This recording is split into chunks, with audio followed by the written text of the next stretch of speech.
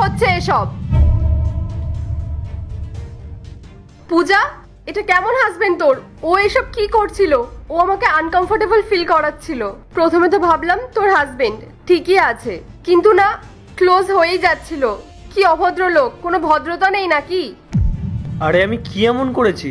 আমি তো শুধু তোমার সঙ্গে ডান্স করেছি, আর ডান্স করতে করতে তো এখানে ওখানে টাচ হয়েই যায়। আর আজকালকার দিনে এগুলো তো কমন।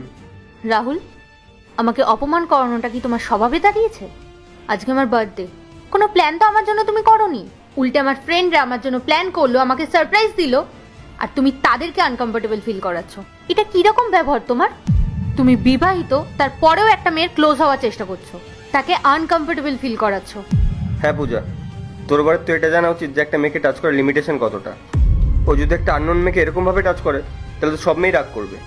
আর ভাই, তুই মেয়েকে আনকমফোর্টেবল ফিল করাচ্ছিস।